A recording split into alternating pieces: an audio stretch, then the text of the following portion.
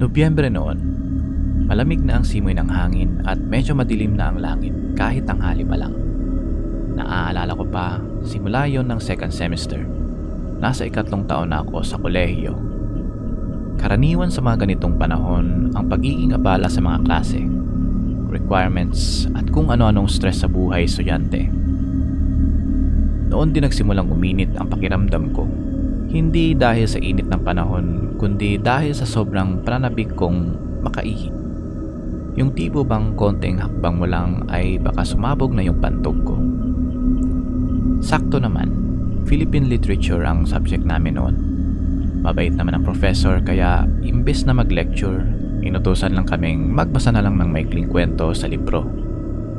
Dahil abala ang lasa pagbabasa at dahil hindi ko na talaga kaya, nagpaalam ako sa prof ko na mag-CR muna ako. "Sir, CR lang po ako," sabi ko habang halos tumatalon sa pwesto ko. Tumangaw lang siya habang nakatitig sa libro. Wala masyadong tao sa lobby ng main building. Siguro nasa klase pa ang karamihan. Alam kong may CR sa third floor kung saan ang klase namin. Pero nang sinubukan kong puntahan iyon, may nakapaskil na karatulang "Cleaning in Progress". Wala akong choice kundi bumaba sa first floor. Medyo may kilabot sa dibdib ko habang bumababa ako sa hagdanan. Sino ba naman ang hindi makakaramdam ng kaba? Sa dami ng kwento tungkol sa multo sa main building, may babae raw sa bintana, may mga batang umiiyak, halos kabisado ko na lahat ang urban legends ng eskwelahan. Pero gaya nga ng sinabi ko, halos puputok na ang pantog ko. Wala nang atrasan. Pagpasok ko sa CR sa first floor, napansin kong walang katao-tao. Tahimik. Mas tahimik pa sa library sa 10 oras ng gabi. Lalong lumamig ang pakiramdam ko. Yung lamig na parang may humahaplos sa batok mo kahit walang hangin. Saglit akong tumigil at inikot ang tingin. Pero wala naman. Kaya nagmadali akong pumasok sa unang cubicle. Habang umiiyak ako, pilit kong dinidistract ang sarili ko. Tinitingnan ko ang tiles, ang mga basag na sulok, at kahit ang lumang flush properly na sign. Basta wag lang akong matakot. Hanggang sa may narinig akong boses. Mahinang boses ng babae. Parang nagbubulong. "Ole! Ole! Ole!" Napatigil ako sa paghinga. Parang nag-freeze ang katawan ko. Hindi ako makagalaw. Nagsimulang manginig ang tuhod ko. Pinilit kong bumilis ang pag-ihi para lang matapos agad.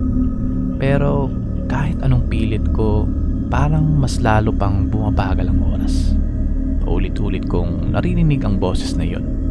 Parang umiikot sa buong CR. Parang nasa likod ko, minsan sa taas, minsan sa kabilang cubicle. "Ole! Ole! Ole!" Hindi ko alam kung anong ibig sabihin. Boses iyon ng isang babae. Parang matanda, pero may halong panunukso o babala. Di ko alam. Nanginginig na ang mga daliri ko habang inaabot ko ang lock ng cubicle. Pero hindi ko yon mabuksan. Parang may humaharang at parang may pumipigil. Pinipilit kong itulak ang pinto pero wala talaga. Doon na ako nagsimulang magdasal. Namutla na ako, nanginig, naiiyak. Gusto ko nang sumigaw pero baka mas lalo akong mapahamak. Pakiramdam ko may masama, may nag-aabang. Sinubukan ko pa ulit. Isang malakas na tulak. Sa wakas, bumigay na din ang pinto. Agad akong lumabas ng cubicle at halos takbuhin ang labas ng CR. Hindi ko na sinilip ang salamin. Hindi ko na pinansin kung may ibang tao. Basta, takbo lang. Diretso sa hagdanan. Akyat agad sa third floor. Pagbukas ko sa pinto ng classroom, halos mabagsak ko ito sa lakas ng pagbulalas ko. Lahat sila'y napatingin sa akin. Biglang tumigil ang klase. Tahimik. Lahat ng mga mata nakatuon sa akin. Tila ba may nakikita silang multo.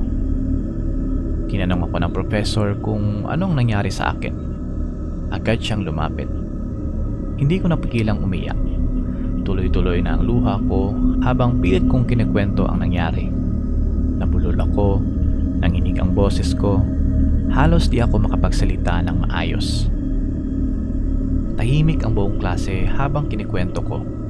Pagkatapos kong sabihin yung narinig kong boses, sinabi ng professor na may kakaibang lungkot at seryosong tono. Alam mo ba kung anong ibig sabihin ng ole? Umiling lang ako habang umiiyak. Ibig sabihin yan, look up.